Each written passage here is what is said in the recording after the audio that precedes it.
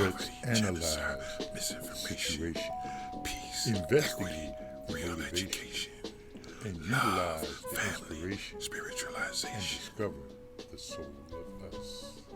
The soul of us.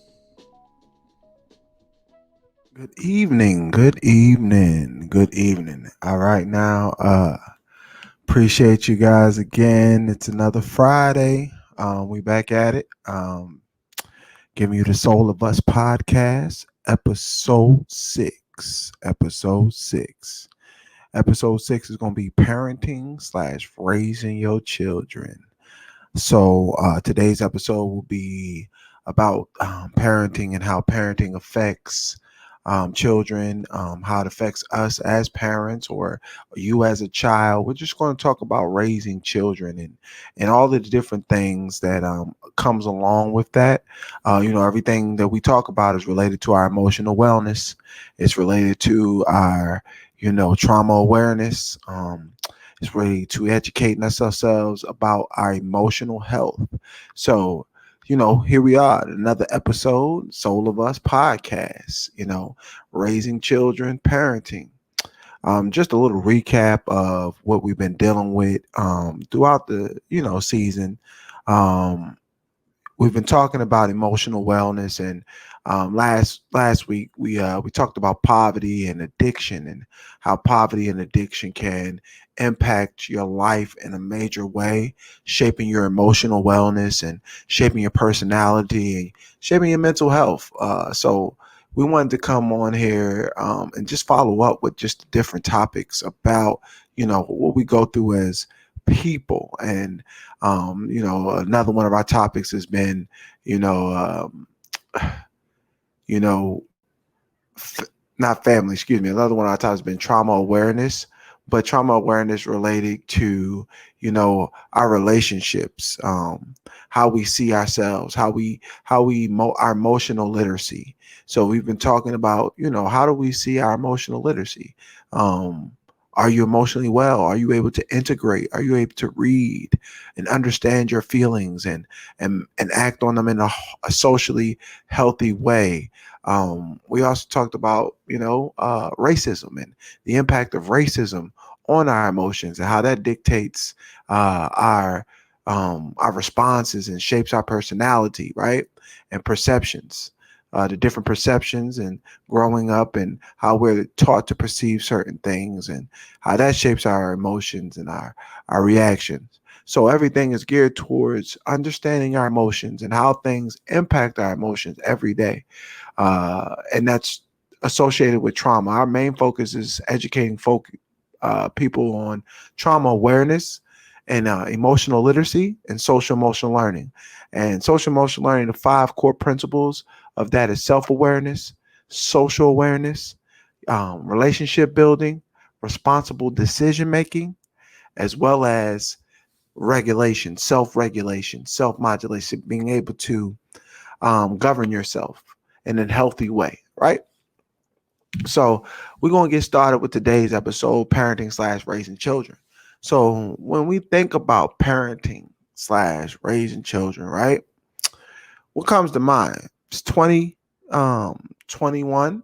So parenting looks a little different in 2021 than it looked in excuse me. Parenting looked a little different than it looked 5 to 10, 15 years ago. So when we think about parenting and raising children and the impact of parenting, the impact of raising children, right? What do we think about? So, if you follow Soul of Us, we are constantly posting daily inspiration, and it's related to trauma awareness and emotional literacy and social emotional learning, right? So our main focus lately has been parenting, right? And the impact of adverse childhood experiences. So, people need to learn about adverse childhood experiences because this is what shapes us. What's up, everybody? Everybody that's on the live with us, appreciate you for coming out, man. Each and every Friday, we giving y'all this, appreciate y'all. Jeff, what's going on? IG, what's going on? Tamika out here on Facebook. Let's go. Let's go. Please like, share, subscribe. Soul of Us on Facebook is Soul of Unified Stance. On Instagram, it's excuse me, Unified Stance Family Services on Facebook, and it's Soul of Us on Instagram. So again, let's get started. Let's get it cracking. Let's turn up with this information, right?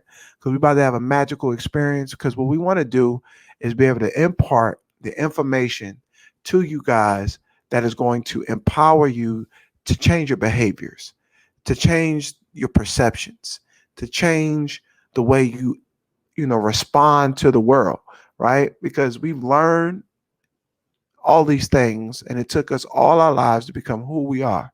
But we haven't necessarily been taught the skills necessary to get the life that we want. And you don't necessarily have to go through the red tape, the ups and downs to find out. Some of the stuff is practical knowledge that you can pick up a book and read. And I'm just going to be here to guide you guys, here to coach you guys, because after you read it, after you get this knowledge, it then has to become practice, practice, practice. So let's go ahead and get started with this practice. All right. So we're going to talk about parenting, right? So I said something, right? I said adverse childhood experiences. So when we think about parenting, when I think about parenting, I think about for me. I grew up, you know, um, without knowing my biological father, without having a meaningful relationship and attachment to my biological father.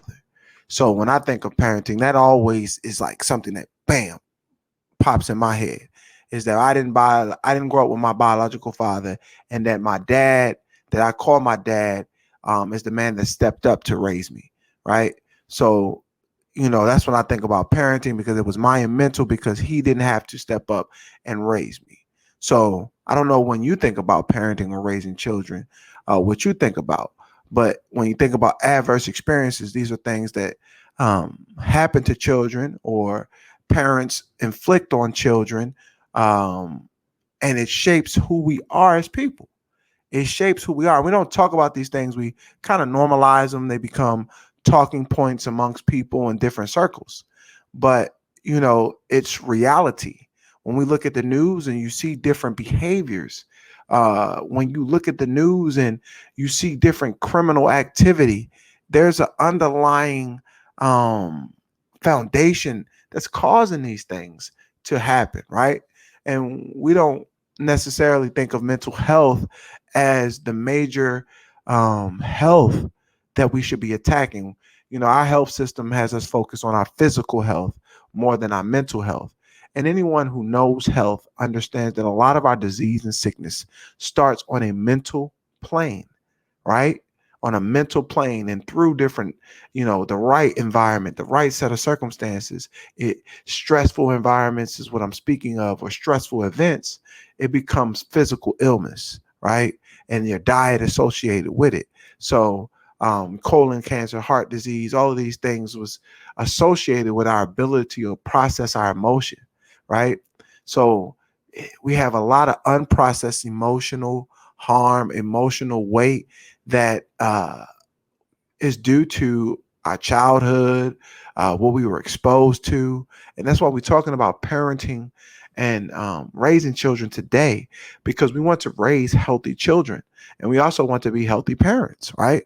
So it has twofold. We have to understand what it means to be a parent, what it means to be a child, and what it means to be healthy. So, defining parent, just a simple definition, just someone there to take care of a child. Everyone can have a child, but that doesn't make you a parent. Parent is someone there to take care of the child's emotional, physical needs, financial needs, spiritual needs.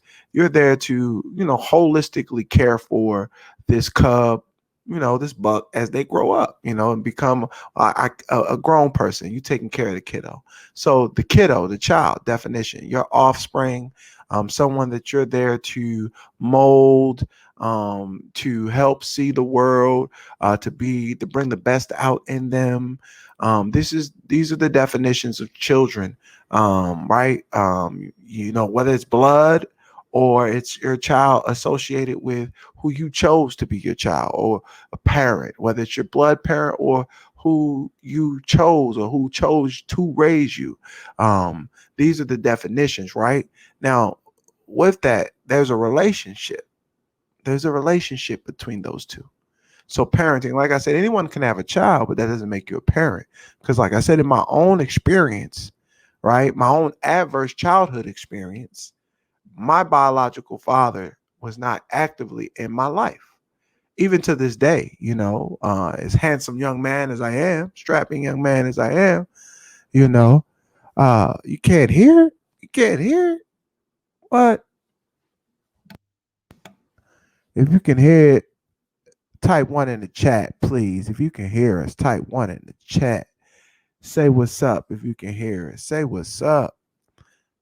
So as I was saying, like my grandfather, my father, excuse me, my father, he wasn't in my life, so that was an adverse child experience for me because even me being grown, I still don't have a relationship with him. So my relationship is with like I said, my father who chose me, who chose to raise me, the parent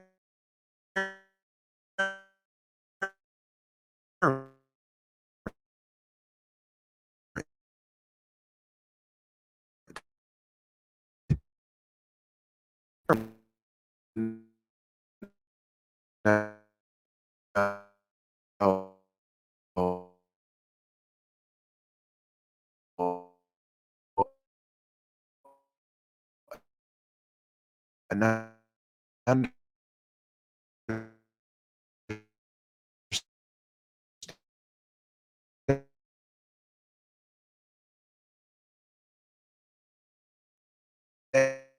understanding of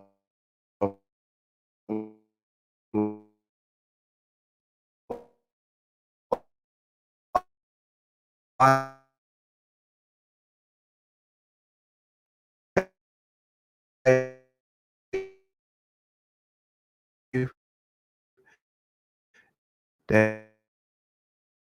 that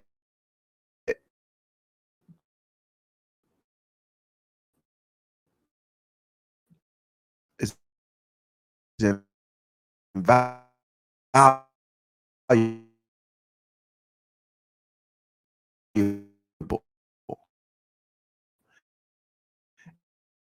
And he didn't have to do that.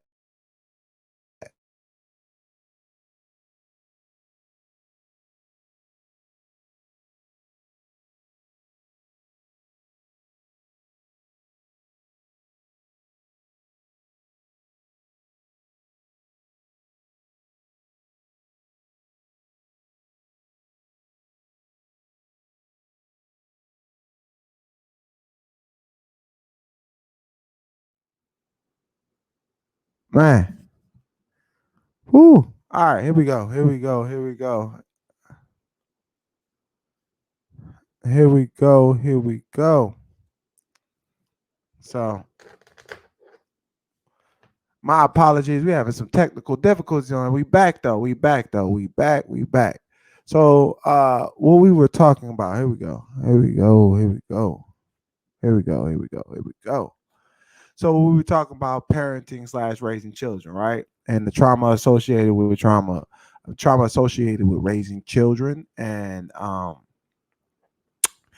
basically, I was just giving my own experience, the fact that, my father wasn't in my life and that I was raised by someone else and how that shaped my personality and how it shaped my characteristics. And, right. So we wanted to, talk about, basically give some education on different things when it comes to parenting. And so we define parenting, uh, we define children, what that looks like to be a child. So and then we just start to define like that trauma associated with some types of experiences that are associated with childhood. Because again, we also define social emotional literacy and trauma awareness, and we wanted to also dive deep into emotional literacy. So those three things are shaped by your parenting style. So your emotional literacy, one, your ability to receive emotions, to identify, to label, to read, and integrate them in a healthy and social way, that is impacted by your parenting style, right? Or impacted by whoever's parenting you. Also, as well, you have your social emotional learning. That's impacted by your parenting style, how you was raised. Or if you're parenting, you're impacting your children's self-awareness. You're impacting your children's social awareness. You're impacting your children's ability to uh, make responsible decisions. Their ability to regulate themselves is tied to their parenting style, how they're being raised, right? Their ability to build relations is tied to how they're being raised or who we are as people. So we got to understand, you know, parenting and how it affects us, how it impacts us, how it impacts us on a major level. Like really, like it can determine your altitude. It could determine how you perceive life. It could determine how you receive information, how you just, the foundation of who you are and parenting. And I just being a social worker, nurse, being a healthcare professional, working with children and working with people. One of the first places I worked when I moved to Memphis was Job Corps. And what I seen with a lot of people who in Job Corps is not traditional education setting. It's more of an alternative setting for people in high school and more of a trade school for people who may not want to go to traditional college after high school, right? So what I saw, I was doing a lot of emotional, not excuse me, I was doing a lot of emotional, motivational empowerment around building identity for success, right? So I would do their intro, motivational interviewing. I'd also run a poetry group or conflict resolution group geared towards improving their emotional skills, ability to, have a better life through conflict resolution. So what you see, I saw a lot in children from all around the country, is that parenting is impacting people in the worst ways.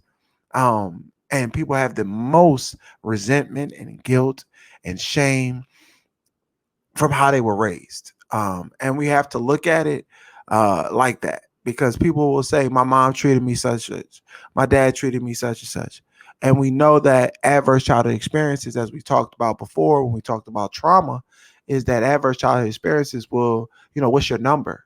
You take the survey, and the survey is about 10 questions, and it asks you, had you been abused mentally, physically? Did you lose a parent? Did you witness criminal activity? Were you sexually abused? Were you exposed to substance abuse? Different questions, about 10, but you get a number. And if your number is above 3 to 4, you're more likely to have addiction. You're more likely to have mental health issues. You're more likely to have health issues, whether it's diabetes, heart disease, all types of things associated with stress, right? So parenting is like very major, and we're seeing that, and especially in marginalized communities of color, that parenting structures are becoming generational cycles, where you have certain styles of emotions, certain styles of communication being passed down from one generation to the next generation. And that can be considered intertransgenerational trauma, generational curses in the community. We know, we'll talk about it like, yeah, I'm trying to break my curse. Your curse may be drinking. Your curse may be, being a narcissist. Your curse may be being a person who's a people pleaser. It's all different types of curses associated with parenting. So um, we want to actually define parenting and the trauma associated with parenting, right? Because we know when we talk about adverse childhood experiences, we'll say, yeah, I went through this, but what did that look like as a child? Like if you're a parent and you're parenting a child, what does it look like with your child if they've been through something, right? If you're raising them, how do you know you traumatized them? And or if you're an adult and you're like, well, I went through something. I might be traumatized. How would you know? How would you know through? How would you know that? Okay, yeah, you say that I was my dad didn't, for me specifically. My dad didn't raise me. So what did that do to me as a child, right? And how did that shape me and my personality and my emotional literacy, my ability uh, uh, to integrate my emotions? Did it stunt my growth? And for me, I'll be honest, I had to go through everything that I'm teaching you guys right now in order to be able to really heal and help others see the path to healing. So I'm gonna read something to you guys. Uh, Here we go. So when we talk about like the expression of trauma as a child, right? There's specific things, right? Let's talk about first. Childhood trauma can look like these things. So if you're a parent, right? This is we're talking about the formula for what you see today, for the disruption, for the dysfunction, for the singleness, for the narcissist, for the emotionally unavailable. We're talking about what's below that iceberg. What's on the other side of that equal sign, right?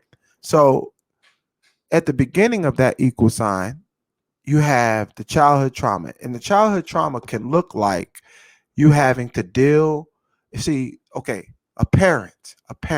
Let's talk about, we all were children, right? So we all had parents. So what I'm talking about specifically right now is you as a parent may be doing this, or you as a child may be receiving this, or you received that when you were a child, right? So what can trauma look like? Trauma can look like having to deal with intense mood swings from your parent. Intense mood swings from your parent. Meaning your parent can go from 0 to 100 real quick. So any little thing could, their nerves is bad, anything to have them, go from, anxiety filled. They could be yelling. They could be, anxious, all different types of expressions of mood swings, right? But you as a child having to deal with that, or you as a parent going through this impacting your child, that's traumatic, right? So another one, a parent neglecting and not spending time with their child. I spoke of that specifically. I spoke of that specifically. So, and what I mean by that, I spoke of that specifically for me. That was traumatic for me. Now I have my father, there with me, help me understand my own DNA, to help me understand like why I look like this, why I move like this. My mom was there and my dad who stepped up, but it's something about your biological chemistry that when you give your child your DNA, you mark them.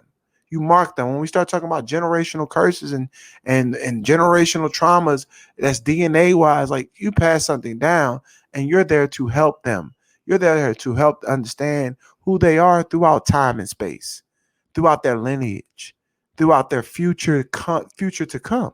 So if not spending time with them or helping them understand who they are is very traumatic, right?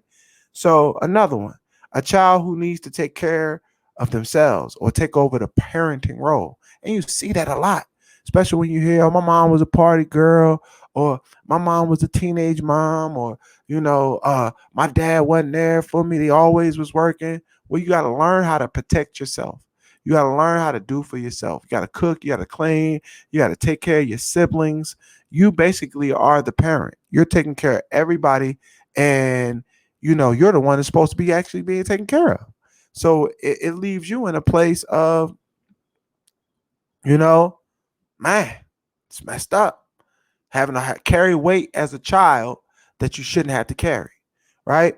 So another one, a child not being cared for properly by their parent, and that could be abuse, that could be mental abuse, physical abuse, emotional abuse, all of these different things when it talks about not being properly cared for. And that's not, see, a lot of people, and we have to change this ideology. A lot of people grow up with the ideal that if my child is taken care of financially, then my child is good. That is a lie.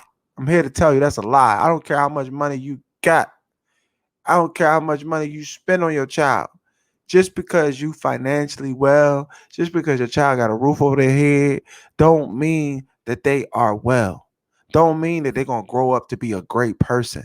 Doesn't mean that they're not going through things as a person, right? So we got to get out that mind state because you could be living in a house that got all the essentials of life, but don't have love, don't have caringness, empathy, compassion. So we got to understand what people need, and not money is not the suffice. Money does not support you as a human being outside of the material things, right? So you can't get love from money. You can't buy love. You can't buy support. You can't buy stability, safeness. You feel me?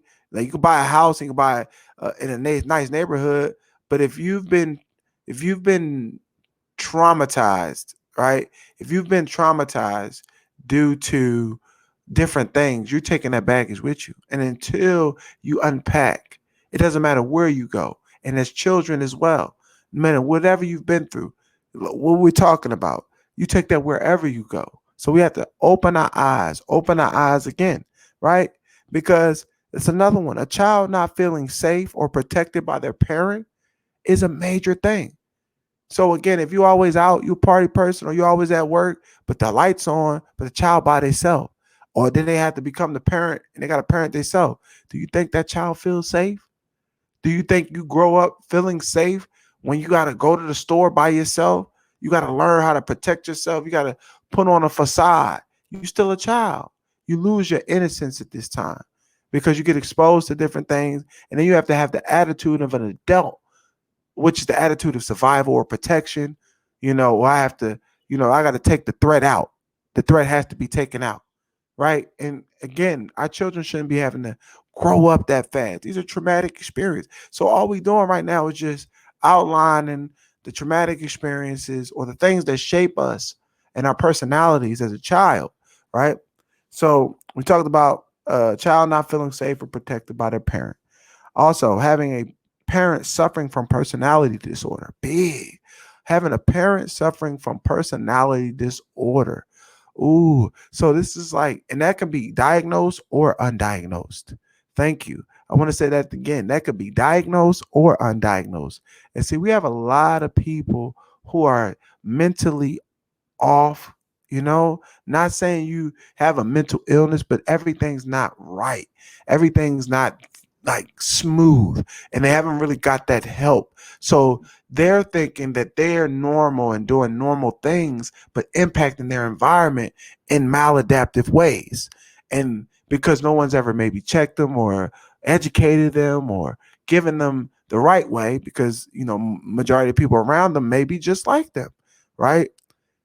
They're impacting their children, or they as a child are getting impacted in a major way due to this person's instability mentally or socially or emotionally, right? And it's a major thing. And that can be anxiety, that can be bipolar, that can be narcissism, that can be antisocial, all different things. It appears in many different ways, but we have to check our mental health, especially when we're doing it. What's up, y'all? What's going on, Miss Akinyemi on Instagram? Appreciate y'all for making it through the technical difficulty that we had today, because the computer said we wasn't going to have a podcast. But like I said, we got back on it. It just had took a little time, and we back. So I just appreciate y'all for sticking with us here on Instagram, because Instagram been rolling the whole time, you know. So, that's what's up though. But we talking about specifically right now, we're talking about how parenting impacts our emotional wellness. our emotional literacy, our social emotional learning. And we defined those things earlier, but right now we're talking about what does childhood trauma look like. We heard of adverse childhood experiences, but we ain't talked about what did that kind of look like. So specifically, we're talking about mental illness in our parents, whether checked, diagnosed, or undiagnosed, and how that impacts the child, right? So another one is a child not having their emotional needs met. A child not having their emotional needs met. So for me, okay, all right, bam. Now, mind you, a little bit more of my story. My father, who raised me, the man that stepped up, he didn't step up into my life until I was 5 years old, right? So my mom got married when I was 5. It was a rocky thing. So by the time everything got settled, my little brother was born. We moved. I was about 7. So between first 7 years of my life, I really didn't have stability when it came to parenting. I had my mom, and that was it. And then, having my pop come into my life. So, and they say the first 7 years of your life are like very critical because it's critical to your neural, development, your brain development, your body development, your personality development, how you receive information, how you respond to information, right? So for me, my first 7 years was traumatic, and it shaped me like that's why when I say a child not having their emotional needs met is major because it shapes you, because your emotions are who you are. That's what we're talking about. Your emotional literacy. So if you're having a mother who really doesn't have the time to be there with you because she's a single mother and she's doing the best that she can. So she may have her own issues herself. She can't give you the emotional help that you need. And if you're in my position, my mom had a diagnosis that was she was working to try to control. So I was not only exposed to one, not having a parent there to meet my emotional needs as a man, because my mom can't meet all my needs. My mom can meet most of my needs, but as a man, as a child, not even a man, as a child, the father structure, the father is important when it comes to emotional needs being met. So if you don't have access to a father or a male figure, flat out, let's just put it out there, let's be honest, you're not getting all of your emotional needs met. And we see a lot of times, people try to remedy that by putting them around in football, basketball, putting them around figures. And that can do, but when you're talking about you're in a house 24/7 and you're not getting your needs met on a regular basis, that can have a major impact. And as I know from firsthand, now that's just from education, from experience wise, that my needs are not met emotionally because I didn't know who I was as a child, because I didn't know my family. I didn't know who, who I was, what that meant to be a Waller. I knew my name, but identity is everything when you're a child. Identity is everything. You want to know who you are and where you come from, why I look the way I look, why I walk the way I walk, why I talk the way I talk. And when things don't you don't have that knowledge readily available, you have to figure it out. And sometimes it can be a bad thing because that's when you have these young men and women who aren't being brought up emotionally well, trying to find themselves within social media, trying to find themselves within the streets, trying to find themselves within maladaptive, unhealthy behaviors, loving the toxic, because they're not getting their emotional needs met. And what we got hurt people hurting people because their identity is being shaped by their heart. They're hurt and harmed as a child. We said, like, my emotional needs wasn't met. I had to learn and go through so much emotional trauma as a child growing up into a human being, a man that you see today. Times where I cried, not knowing why I'm crying. Times where I felt abandoned.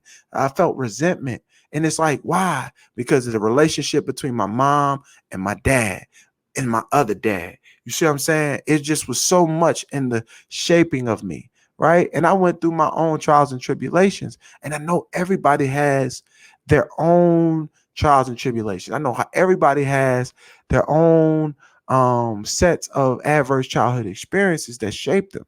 And that's why we're going through it. I'm just using myself as an example because I can relate to some of these different things that we're talking about that childhood traumas look like. And like to the last two that I'm gonna talk about is being abused by someone close to you, being abused, right? And that abuse can be of a very different nature. What I mean that abuse could be mental, I mean talked down to, um, told you ain't gonna never be nothing. You look like your daddy. Uh, you it could be everything. Watching your mother take your daddy down through it.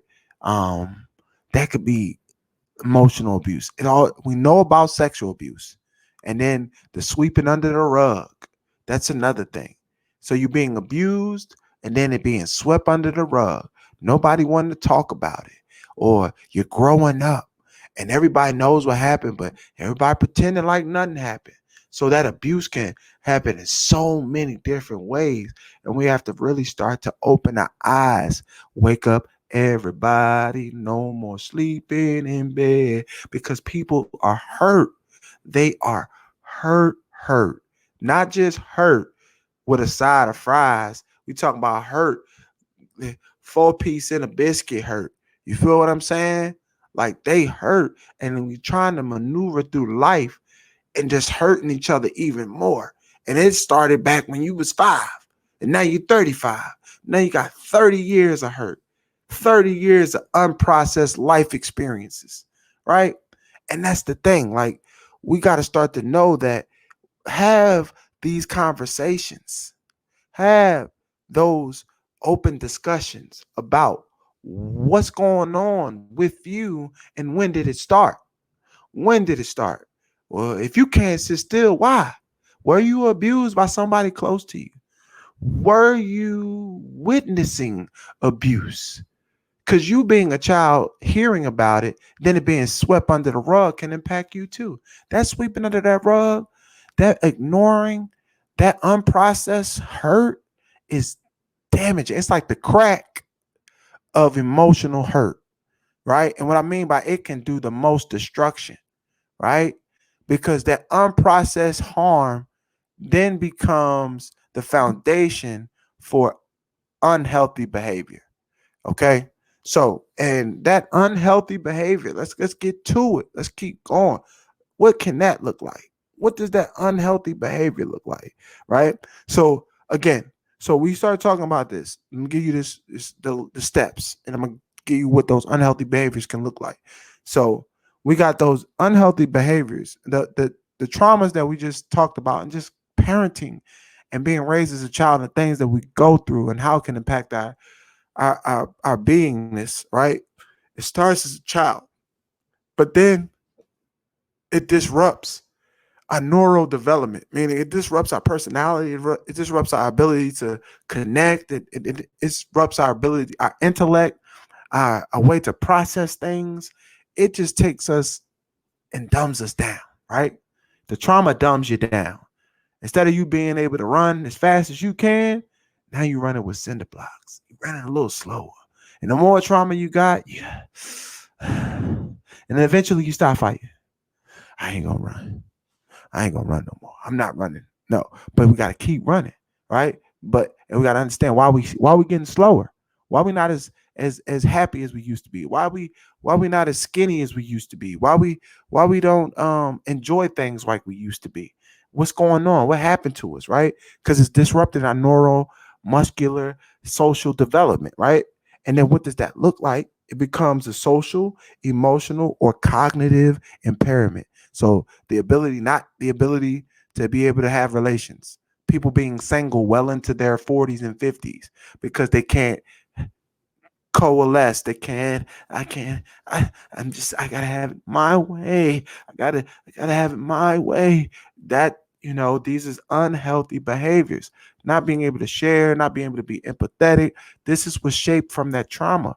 not being emotionally available. I gotta have it my way. I can't tell you, I can't show you who I am. If I show you who I am, you might not like me. So I gotta pretend. And that started at a young age. That started from trauma that people been through, right? The ability to harm someone and not feel no type of way, right? That started as a child. Again, you witnessed something and then it got swept under the rug and everybody around numb to it. What you think you're gonna be a grown person? That happened to me. I ain't You gonna have that numbness. That PTSD is real. That's one of the most common causes of the diseases today, but we don't even talk about it. Because stress, we throw it out there, but especially in marginalized communities of color, we don't even think about mental health. We try and get this money. We try and get this money. You already know. Healthy. I'll be healthy when my pocket's fat. But that's not the key to happiness in a long life, right? And we see that because every day we turn on the TV, we got people who got millions of dollars that'll give their life up for nothing. So, again, mental illness is very key. And we have to understand like what's going on. So like we said, those we have the experiences of children, the trauma, we know what that looks like. So we know what that trauma looks like, and we said that it impacts us, it harms us, and that harm starts to look at social, emotional, or cognitive impairment, and so you start to adapt healthy, unhealthy, or health risk behavior, right? So meaning you start to either smoke heavy, or you start to club and drink heavy, or you start to do drugs. Like I said, all of these different adverse effects that come from this childhood, the parenting, the way you was raised, you start to become a different person, and these behaviors do not help you live a long life. These behaviors ultimately take years off your life, or hinder you from being able to live a positive, purpose driven life where you have the people in your life that you can connect with them. You can have meaningful experiences or meaning making experiences, right? So that's you start to adopt that negative mentality, that negative mind. A negative mind will never lead to a positive life. And what we get is those cycles now. You get to be in a cycle. You've adapted them. Now you're in a cycle. Now you can't get further because you don't think you can get further. You don't get relationships because you don't open up in relationships. You don't trust people. You don't get trust because you don't trust people, right? So we get in cycles, and the cycles, and we believe it's people, and it's people why I'm going through what I'm going through, and they don't understand it, and it's like, no, we don't understand ourselves. We don't understand why we're attracting people who are not trustworthy, because we may not be trustworthy because we don't know how to trust. We don't know how to share or be empathetic, or not be selfish, or not be narcissistic, gaslight people, right? So that becomes the cycles. And what do these cycles lead to? They lead to disease, disability, right? It leads to social pressure, meaning like, I gotta be like them. I gotta keep up. I gotta be with the Joneses. I gotta have what they got. The trauma leads to a life of uncertainty, a life of identity shaped by other people and what other people thinking and how other people move versus you being able to love yourself. This trauma leads to a low self love, a low self esteem. That's why when you see them and they're growing up in traumatic experiences, it be all over. You can see it. You can see it. And ultimately these things lead to an early death because now you're overindulging, your focus and your perception is off. You don't know how to take a step back and pause for the cause and say, I'm gonna take care of me. I'm gonna put me first, right? So, but what does these cycles look like, right? So we are part two. Part one, we were saying trauma, what that trauma looked like for parenting, besides raising your children. We define the child, define the people, define the parents, right? So now we want to define what does it look like when you are a grown person who has been traumatized majority of your life, right? Because we talk about trauma response, and that's what we're saying, right? When you're parenting, you have to realize that you're doing, like we said earlier, the job of molding a child into who they are. And if you are a parent, you have a almighty task, because your child doesn't go off of what you say; they go off of what you do and what they experience. So exposure is like currency. So whether you're exposing them to love and caring and empathy and success, or you're exposing them to pain and destruction and ignorance, and so all of these things are at the core root of raising a child or being a parent. So, and what does that look like when you have a child who has been, you know, you good. When you have a child that, what I'm saying, has been hurt or harmed, and or you have a parent who's harming a child, right? And we say, what is it? It shapes your personality. How does it shape your personality? What does that mean? So those trauma responses, what did that look like? And man, we're about to get deep right here. Like, if I ain't been making sense, if I ain't told y'all nothing, I'm gonna tell y'all something right now. I'm gonna give y'all peace. So what I'm gonna tell y'all about these trauma responses. So when we gotta look at it, right? Like, so take that time to think about yourself. Think about who you are and what you've been through as a child, as a person, and what that means, right? Because relate, I want you to see, can you relate to what I'm about to say? So trauma responses, and when we say what that looks like as a child, the neglect, the emotional abuse, the losing a parent, all those different things, right? So when you see these different things, oh, hold on. I wanted to read this before I read that. Read that, okay? So I want you guys, because these responses, right? I had posted something, and I'm gonna get to the responses real quick.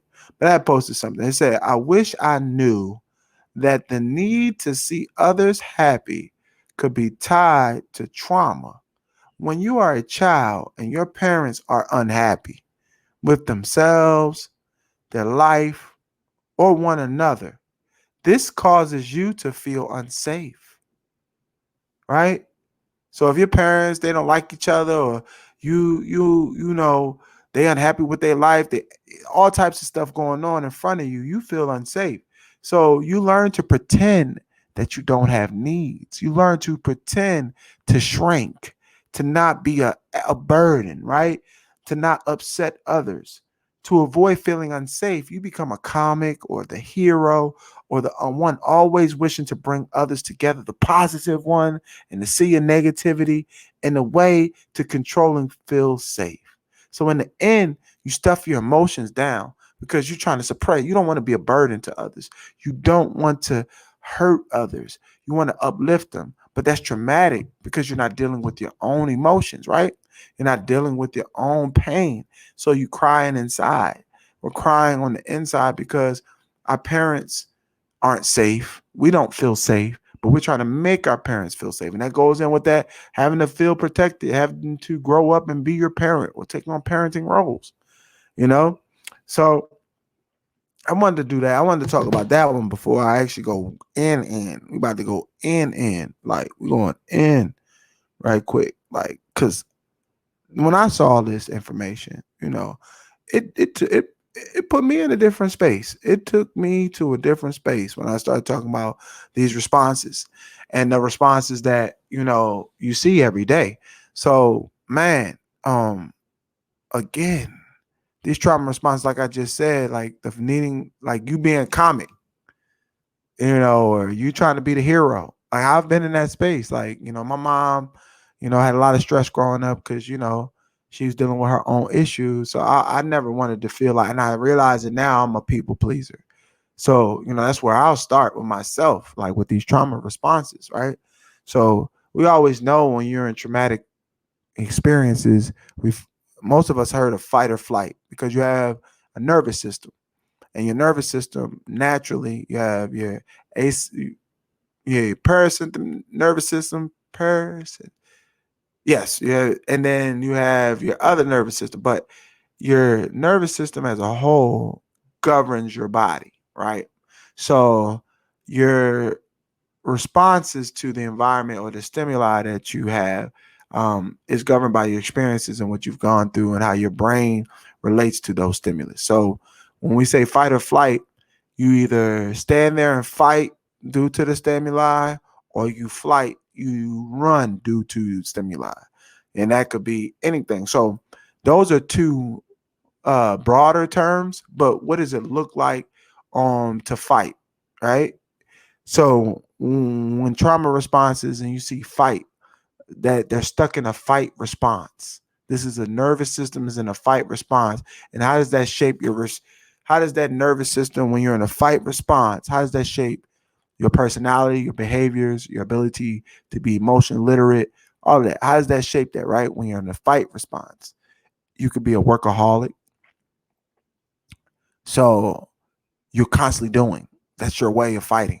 You're constantly doing. I gotta do, accomplish. It's all about getting it done. I gotta stay on I-10 by 10. I gotta keep doing.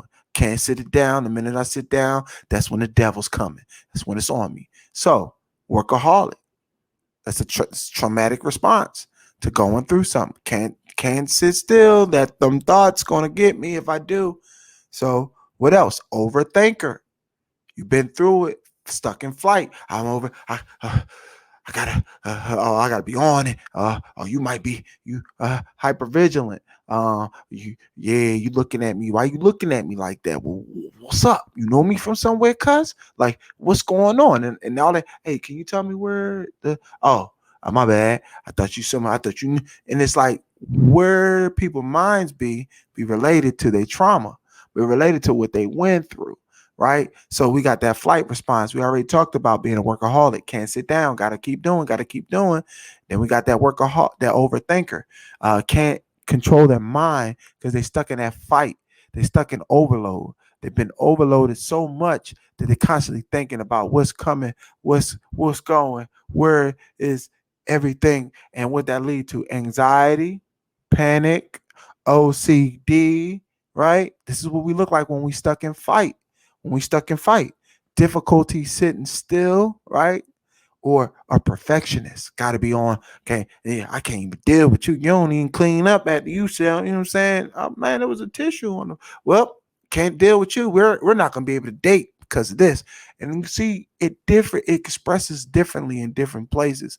You know, oh, you ain't pick your shoes up. Oh, you dirty. Oh man, whoa. I'm just my bad. Where they need to go?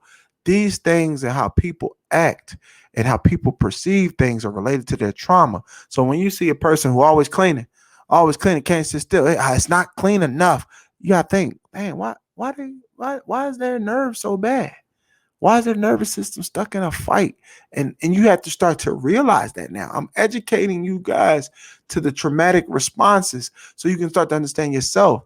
Do you overthink? When did you start overthinking? Are you a workaholic? Are you able to sit down? Are you it's all about results? What's going on? Like, figure it out. Self-awareness.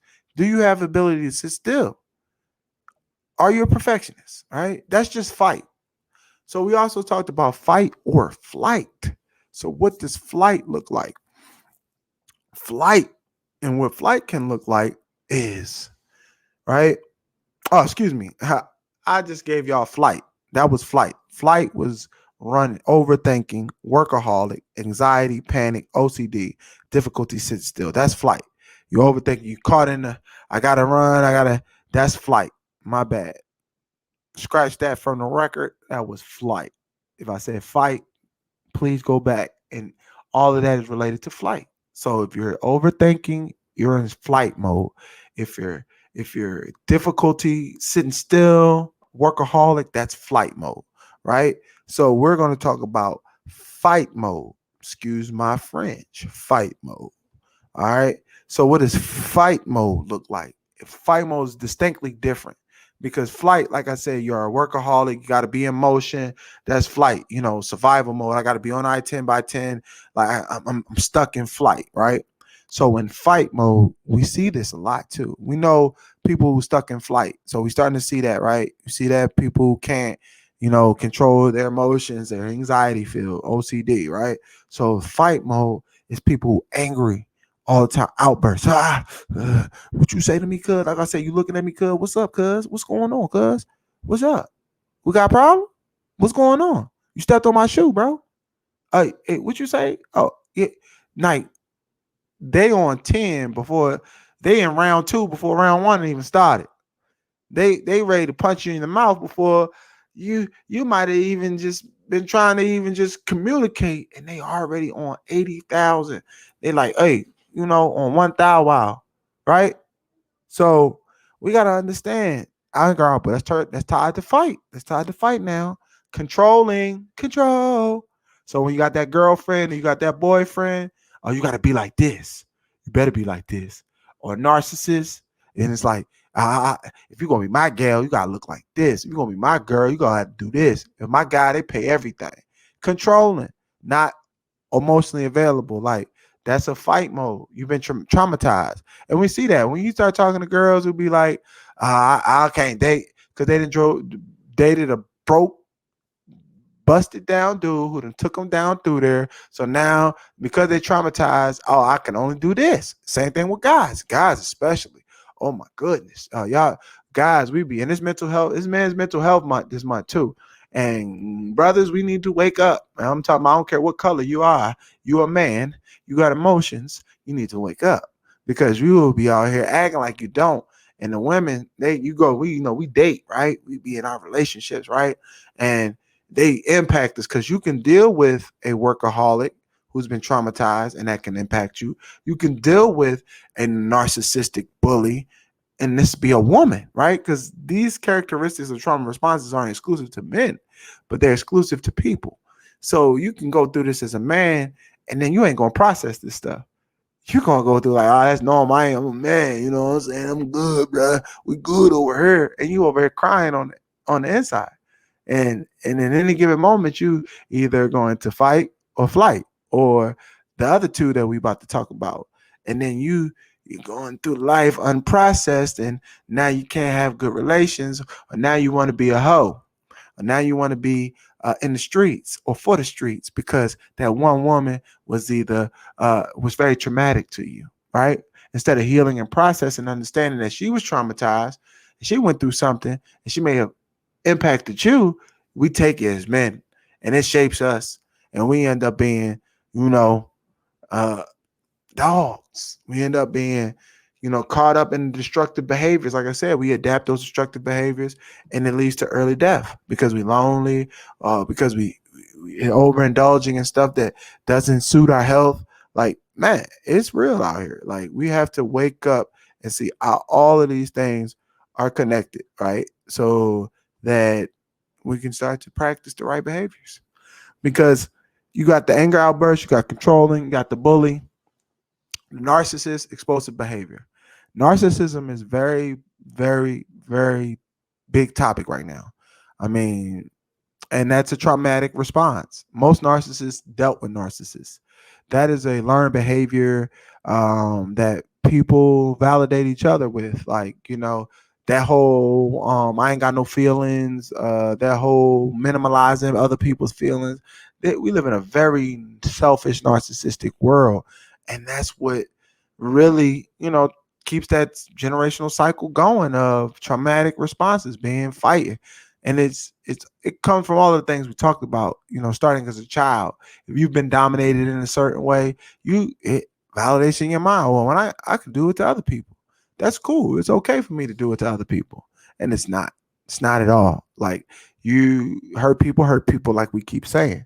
So, but I know we talk about fight or flight, and we said flight, workaholic, overthinker, OCD, difficulty sitting still, perfectionist, and we said the fight is anger outbursts, the bully, control, the narcissist, gaslight, the liar, right? Explosive behavior, right? So we got other responses that we don't talk about, but it's very prevalent when they talk about trauma responses.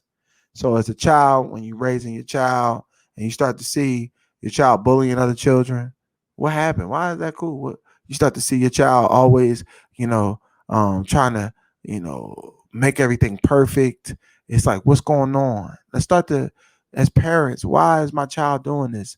Because they're gonna become grown adults and they're gonna be looking at it like, I do this because my mama, my daddy, my family, and I've been there. I know for sure. So you we as a healthcare professional, I'm just keeping it real with you guys to, like wake up. Like, you know what I'm saying? Wake up everybody, no more sleeping. And I'm gonna keep saying that because again, we gotta start to practice the right way. We've acknowledged the wrong way, but we gotta start to practice the right way. And it's education. Um, and it don't always have to be therapy in the way of talk therapy. There's a lot of different therapies out there that can help you with trauma. And it's not just going to a psychologist. Sometimes it's going to see, you know, um, a massage therapist or going to, swim or, sound therapy. So many different therapies that are out there that can help you release this tension that's built up on your nervous system, right? So, we got to understand like how that works, man. Because these other systems of um trauma response is like freeze. So you got fight or flight, but then you got freeze. And what does freeze look like? Freeze look like that's the child who can't make decisions for themselves. That's a child that's stuck, that's disassociated, that's numb, right? That's a child that's isolated, right? Child that's antisocial, doesn't know how to engage, they're stuck in, they can't be in public social, that's that child, right? Okay. So freeze. That's that's major. That's major. It's major. Hold on, guys. Hold on.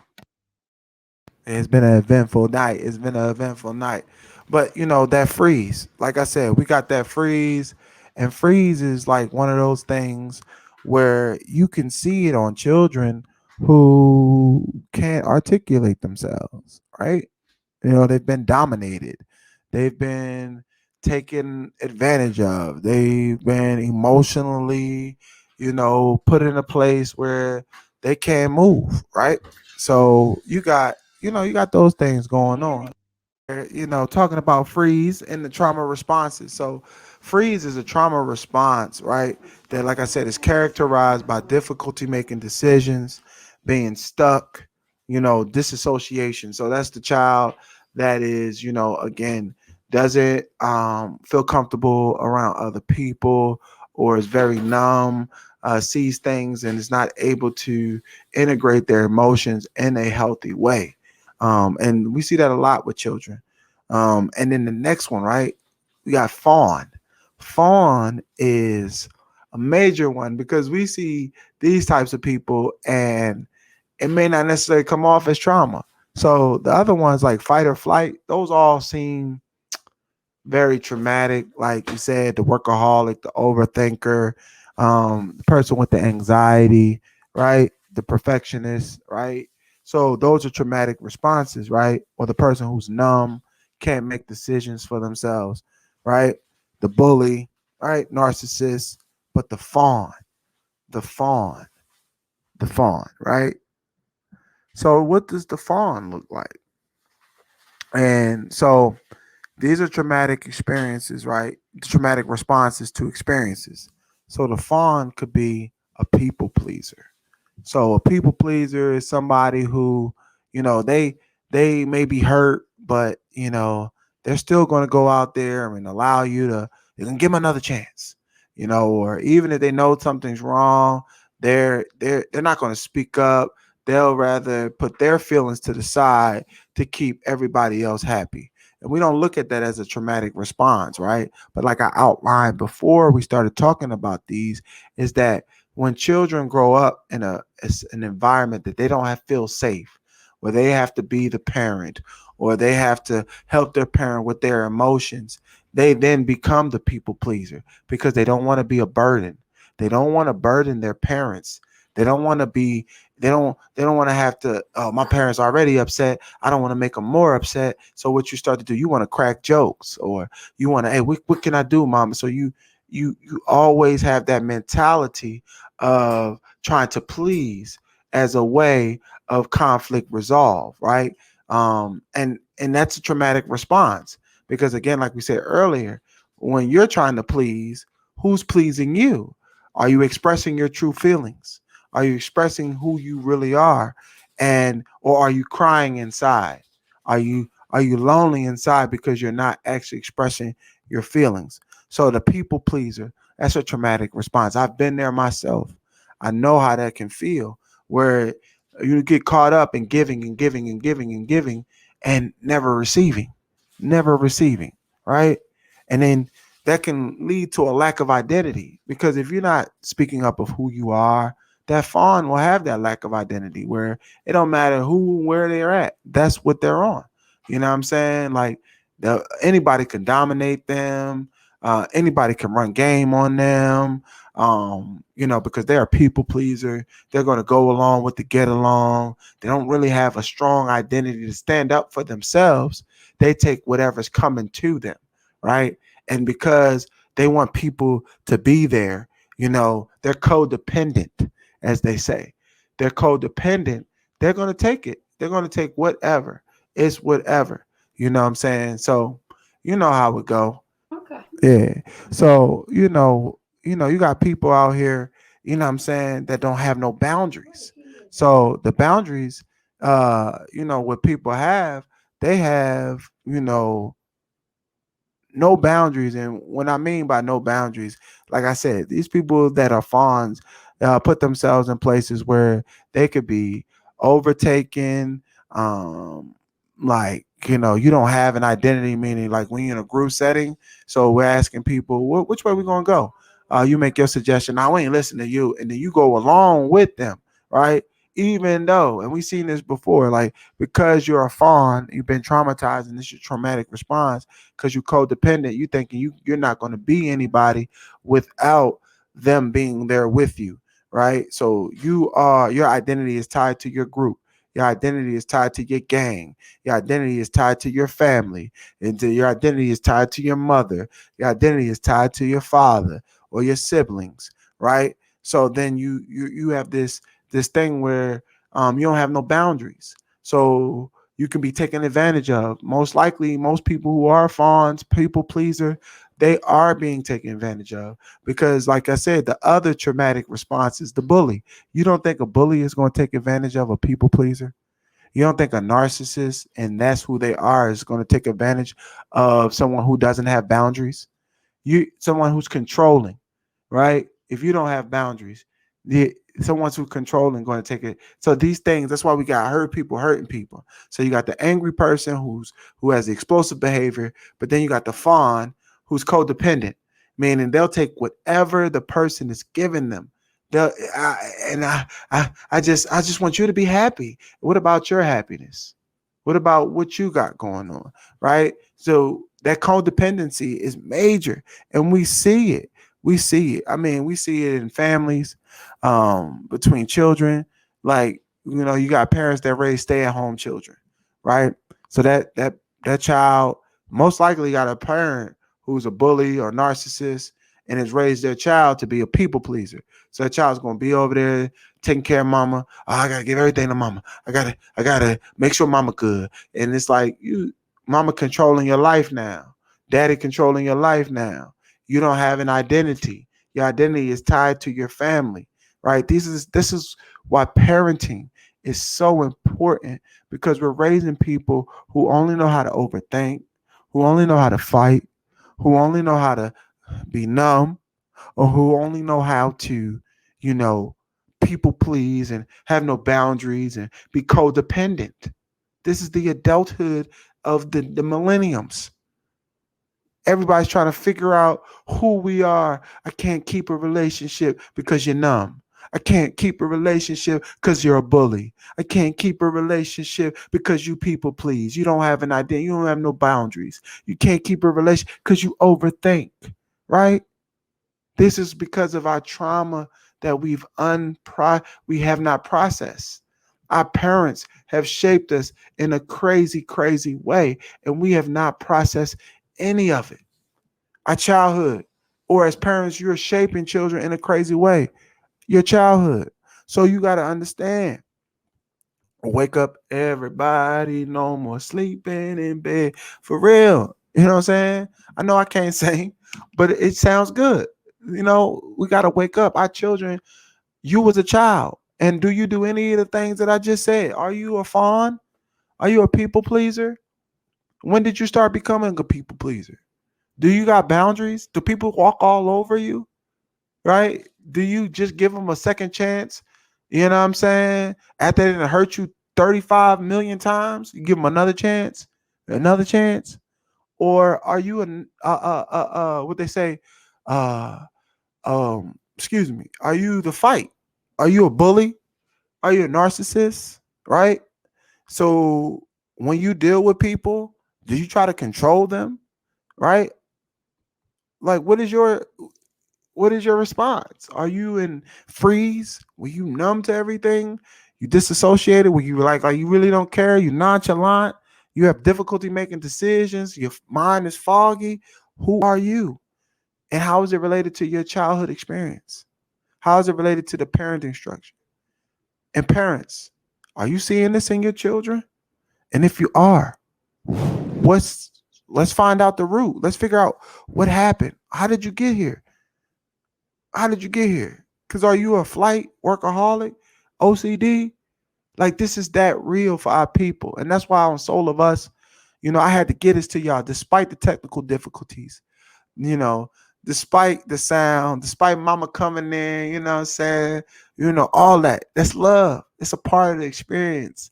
Y'all got to get this information, this trauma awareness, this social emotional learning, emotional literacy. You got to know what it looks like. You don't have, like, this should be regular information in communities, but emotional health. You shouldn't have to pay thousands and thousands and thousands of dollars to get this information, because information is the one thing that it can't take away from us. Knowledge is power. Knowledge. So once the veil has been uplifted and has your eye, I can see clearly now that the rain is gone. Then we can start to move on this yellow brick road towards eyes and living a life of happiness, a life of stability, a life of closeness and connection. Because right now, if you operating in these traumatic responses, your connection level isn't as high as it could be. Your relationship building isn't as good as it could be. Your self awareness, social awareness isn't as strong as it could be because you're stuck in one of these responses: fight, flight, freeze, fawn, people pleaser, bully, nonchalant, overthinker, right? We see these things and we normalize these things, but we should not normalize these things. We should work it out. Work it out. We should talk to each other. Why do you feel like you unsafe? When did you start feeling like you unsafe? Start to be there for each other, listening to each other.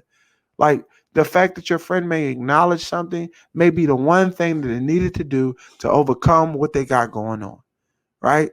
So we got to be able, and children need more spaces to talk about what they're going through, more spaces. They need more programs of geared around social emotional learning, geared around emotional literacy, geared around trauma awareness, so they can know that what they're going through is not normal. How you're responding to it is not normal.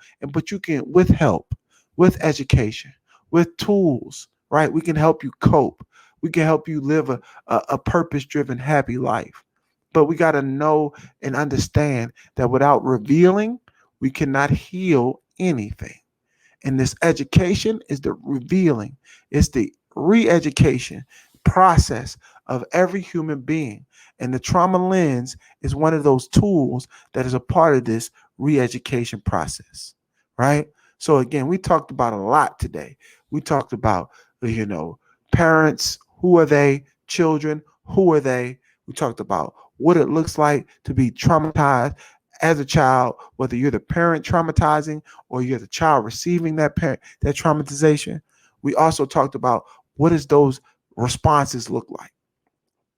We looked at the action of trauma, but we also looked at the responses to those actions and what that looks like, and how you can look at a person and think that they're well adjusted and they can be there. Right. So, everything's almost good. I mean, excuse me, everything is, we getting it out there. I just want to say that I really feel this information is the great equalizer. And that's why I'm so passionate about it, because it's like people flickering light bulbs. And I don't want you to be a flickering light bulb. Yeah, you may produce light. You may be able to get the room, where everybody can see it. But I want you to be a stable light like the sun. I want you to be able to you know, express your light in its fullest beauty, express your light in its fullest potential, in its fullest purpose, whatever it is, right? So take this information, think about it, re listen to the podcast, research it for yourself.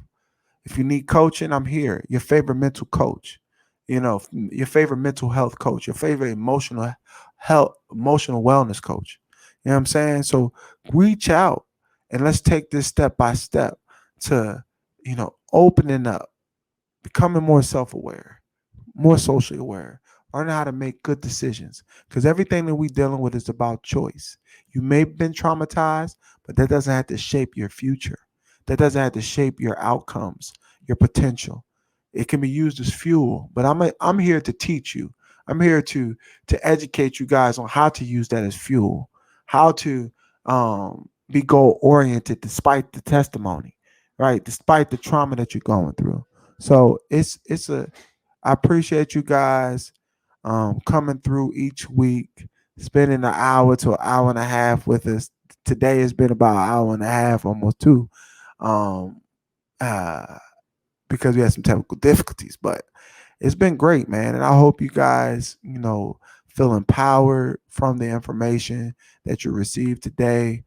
Those trauma responses, especially the flight, the fight, the freeze, the fawn, the overthinker, the narcissist, the numbness, disassociation, the people pleaser, codependency, everything that we see today, knowing that that's rooted in your childhood, rooted in traumatic experiences, rooted in your parenting, your upbringing, right? You know, so I just want you guys to really take heed to the information that we putting out here each week as Soul of Us. And again, you can follow us um, at Facebook, U.S. Family Services, Instagram, Soul of Unified Stance, YouTube, Soul of Us, or you can listen on Spotify, Apple Music, Google Podcasts. Check us out, reach out.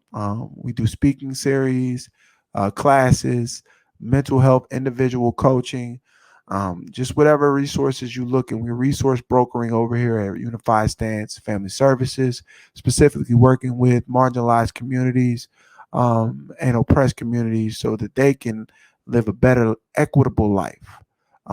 So reach out. We love you guys. Again, it's been a dynamite episode. We learning each time. I love you guys. Peace, light, and love. Have a great Juneteenth. Juneteenth. That shot heard around the world. Pop some fireworks. Whether you white or black, celebrate it. Celebrate it. You know what I'm saying? Because that was something that was destructive that ended. And not only did it end, it's something that ultimately prepared us to be who we are today. So let's celebrate it, man. And also, happy Father's Day to all those fathers out there. Continue to be great people, whether it's your child or it's not your child biologically, and whether you're a mentor or whatever. Happy Father's Day to all the fathers out there. Keep standing up. We salute you guys. For real, nothing but peace, light, and love. So, sit back, enjoy y'all brew or something, whatever you do, and, enjoy the games, the playoffs, Happy Father's Day, everybody. Happy Juneteenth. Solar Unified Stand, Soul of Us. We love y'all. Y'all have a great weekend. And we signing out. Wake up, everybody. No more